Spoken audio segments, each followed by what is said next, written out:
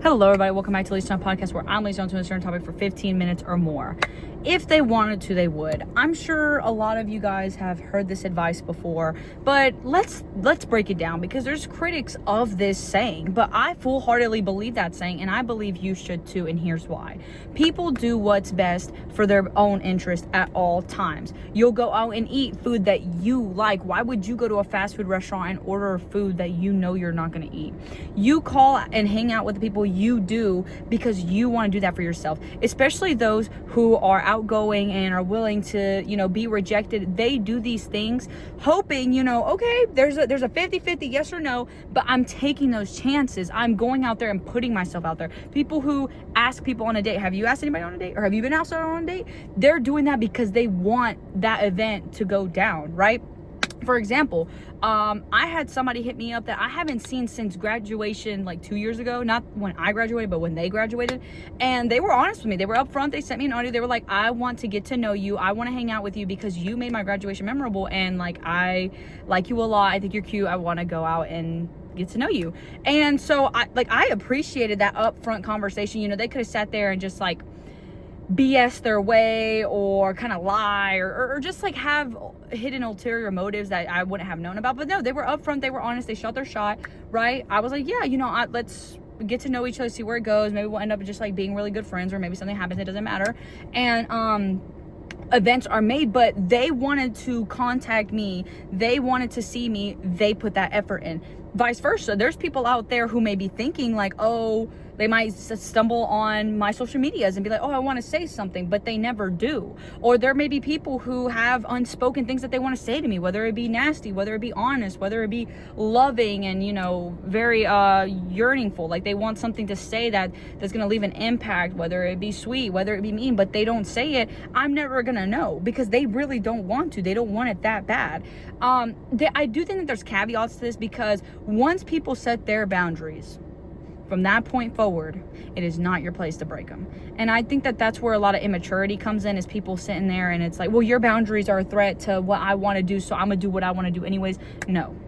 You have to put your pride and yourself to the side to understand, okay, if this person doesn't want me to contact them, doesn't want me to, they want nothing to do with me, that's it. That's where, like, if they wanted to, they would, is out of the equation because those boundaries are set up. But if that person never said, okay, you could still contact me, maybe we'll find each other later, when you really want something, you're gonna go after it. When you love something, you fight hard for it. Love isn't easy. Is it natural? Yes, but that doesn't mean it's easy. That doesn't mean it doesn't come with its own challenges. Parents can be a challenge. Finances can be a challenge. Freaking, what the state of the world can be a challenge. Politics can be a challenge. Values can be a challenge, whatever it may be. But people will change for the people they want to change for. I think Shrek 2 is a perfect example of this. Like, Shrek, spoilers if you've never seen it, Shrek does not want to go and see Fiona's parents. Like, genuinely, like, nowadays most people will be like, oh my gosh, girl, leave that man, like, he's such a dick, he doesn't want to meet your parents. But he compromises whatever he was feeling internally about not wanting to see his parent or her parents, and went to go see her parents with her because he cares for her and he loves her and he knows that this is something important for her. Then he's like low-key snooping around, sees her diary and sees that he is not the man of her dreams. She was always dreaming about some Prince Charming, some other guy that was going to come and save her. And even though technically it was Shrek who saved her, Shrek wasn't with the picture perfect idea that her 8-year-old self had.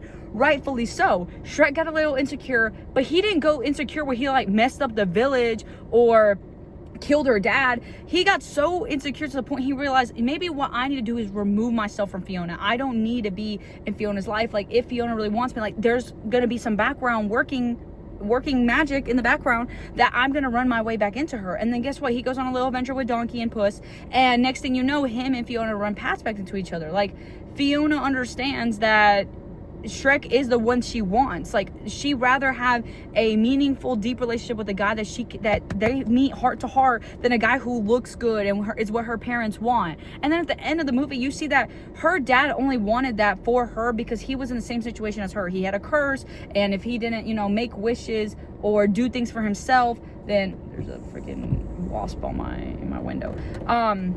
But if the dad didn't make decisions and make sacrifices or make wishes that, can stab him in the back, he would have lost everything he had. So he just wanted to look out for Fiona. It wasn't really in like a nowadays where parents are just like really want to put their fingers in all their kids' stuff. This was more in like a I'm actually really looking out for you way.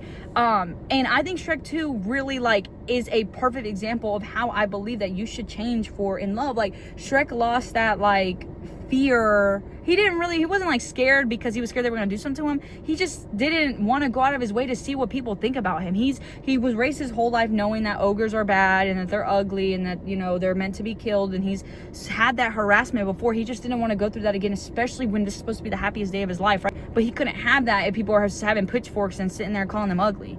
So if they wanted to, they would. Like, genuinely, how many times you did something for someone because you wanted to? How many times, does your grandma make your bed for you and, like, get you your favorite cookies and candies and bake for you, or go pick you up, or go take you on a little day trip places because they want you to have a good time with them. They want to build good memories with you. People do what they want to do when they want to leave an impact. Like, that's just point blank, period. Like, that is 101 philosophy of the mind, philosophy of the people. And there's people out there that will do shit that don't consider you because you aren't a priority to them. And in ways, is that all right? Because everybody's gonna have their own tier list of what's important to them, and maybe it shuffles from time to time, and maybe if they end up prioritizing like lust and everything bad, they learn a lesson throughout their life. Yes, but it's canon events you got to leave people to. There was somebody I was getting involved with very intimately, and there was kind of just not a big age gap, but we were definitely in different realms of our life that I realized that I couldn't get involved with them for too long because I was going to withhold them from the canon events they needed to go through. They still needed to come to terms with, what they like, who they are. They had to come to more terms and feeling comfortable in voicing those things. They had to go out and actually meet what is meant for them and what isn't. And if they got involved with me or committed to me, I would have held them back from that. And I didn't want to have that resentment where them committing to me is supposed to be a happy and grand old thing, but at the same time, I'm withholding them from everything that they ever need and things that they need that are crucial to their character. So I didn't get involved with that person, and I cut it out shortly through that and after that. And we've actually been able to be really good friends after the fact. Even though we've had an intimate little moment of our lives, it's not something that I'll like forget or bash them for, but I know it's something that it's just not appropriate to restart, especially when we're both at entering chapters of our life, right? Like, I do believe that you can love some people in areas of your life, or that person being something that you needed for a certain period of your life, where if you no longer need that, you need to voice that, right? Because people aren't going to know. People aren't going to know if you don't say nothing. I'm a big avid believer in saying stuff, and I think in some ways that's where my flaw comes in, where I get rage baited very easily. I know that of myself. And working with kids, I get tested with it all the time. Like, these kids are always bickering and talking back to me, that I've like learned to thicken my skin. I remember when I first started my first summer, like, I was the most sensitive girl ever. Like, I would, these kids would say stuff and I would have to go to my directors and just be like, this is a lot, this is tough. But I've grown that, like, kids are the same way that teenagers are, the same way that adults are, the same way as customers are. Like, when I ended up going to Starbucks, I seen kind of the same complaint system happening within adults and like older people that you wouldn't expect. And then I've seen it with kids. I've interacted with teenagers. I do know my flaw to be that I get rage baited easily. If somebody's gonna have something negative to say, I have so much love and protection over myself that I'm not gonna sit there and let somebody think that they can walk all over me. Because obviously, if people bicker and pick on you, it's because they believe you're not gonna do nothing. Like, I'm not gonna go out there and pick on somebody that I know is gonna punch me in the face. Unless I'm genuinely trying to get punched, like, why would I play with my life like that? But there's some people out there who genuinely believe that they're untouchable, and it's most likely because they have a history of nobody saying nothing to them. So 9 times out of 10, when there's people being negative, my first mode of action is like, okay, block, delete, get that out of my life. But when it becomes persistent, or these people are having to use my vulnerability against me, I don't play about myself. And I don't play myself so much to the extent that whatever words I have to say to them, and whether I'm psychoanalyzing that they are the way they are and that's miserable enough, or I'm just saying, you're not going to talk to me, and I'm setting boundaries for myself, I stand on that, because I do not play about myself. I have spent most of my high school playing about myself and being here and trying to work friendships out that don't work out, or keep people in my life that don't work out, signing up for more than I need on my plate. And although I came back, I got resilient, and all that did build my character and is helping me grow and become the next version of myself for the next chapter of my life, I still, like, there's some things that could have been avoided. So obviously you learn, you reflect, you move on. And even though a lot of this I get to speak personally, one universal law and lesson that I will always stressed on my podcast is if they wanted to, they would. If they wanted you, they would have never left you. They would have done everything in their power to not make the relationship end. The relationship ended for a reason. There's one of my friends who I'm going to Wilmington with, and we talk about this like almost once a week, like how everything is meant to find you at the right time. Like, she's in a happy relationship, and I feel bad because I know for most of high school, a lot of people gave her crap for missing her ex, and like she, you know, went and explored different options, and people obviously had their things to say. Oh, she's such a whore. Oh, she's such a slut. And people are going to talk. And I've always told her that it's like, it is nice to see her with the guy that, you know, she's always had it in her heart for.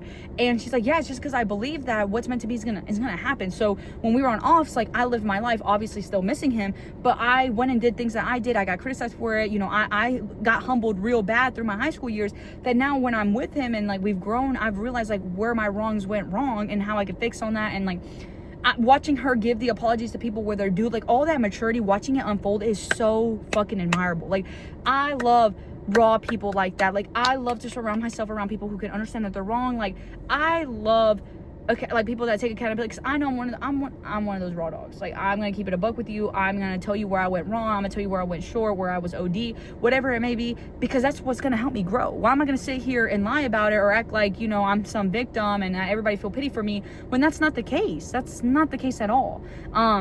There is two sides of every story, but in the same time, most stories, everybody's wrong in some facet, some way, one way or another, somebody's wrong.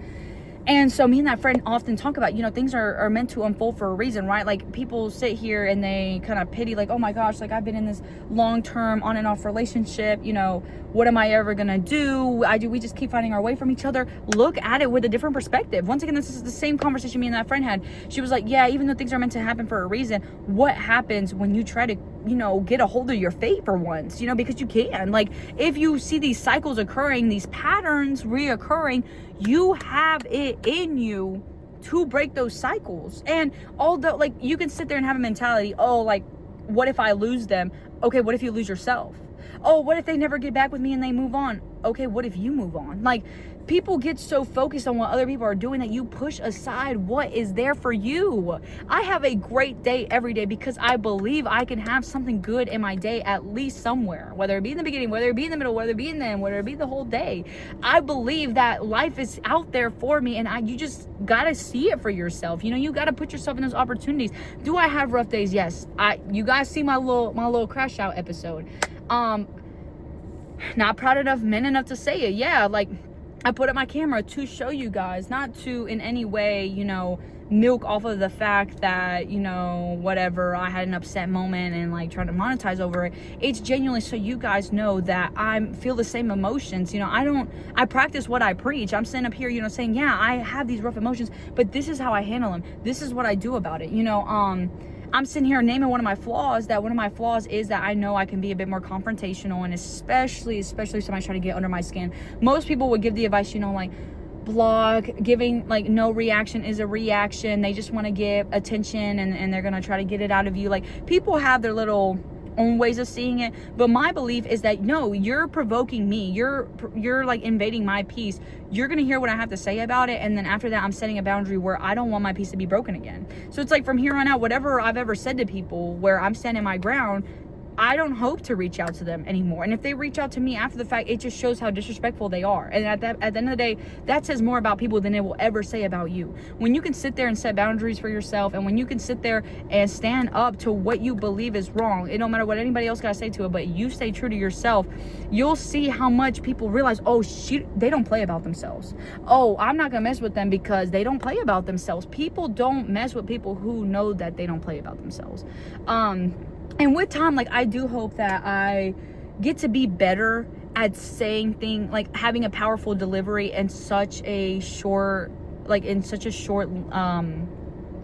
word, like not using as many words. And I do hope in the future I can leave a powerful delivery with less words, because in reality, if you can prove a point in like one sentence, that's all you need. And I really admire my coworker for that, because she's really good at like I wouldn't mess with her. Like, not that she intimidates me, but I know that is a woman, not a girl, That is a woman who knows where she stands on things. She's unplayable. Like, genuinely, I don't want to see somebody try to cross her, because they're gonna walk away hurt. Because she's got a force field of how much respect and love she has for herself, that anybody that tries to throw arrows, it's just coming back out to them. And that to me is so admirable, because I know myself to be a little sensitive, and you know, like, it's one of those, if they wanted to, they would. I know that I want my last message to be out there, so I say it. And even though that's like a lesson I'm learning right now, because it's one of those things, like, I'm really good at making sure I come up here and tell you guys, you know, what's going on in my life. Like, I've noticed that in any conflicts I've had this time around, it's like just making sure that what I have to say is out there, and however it lands on the other person, I'll react accordingly. But like, I get bamboozled just as much as, like, sometimes some things people say is just like, it's so absurd to me. I'm sitting here, I'm like, there's no way you have the audacity to say something like that, after I've sat here and voiced it in every way somebody can, been mature about it as much as one could.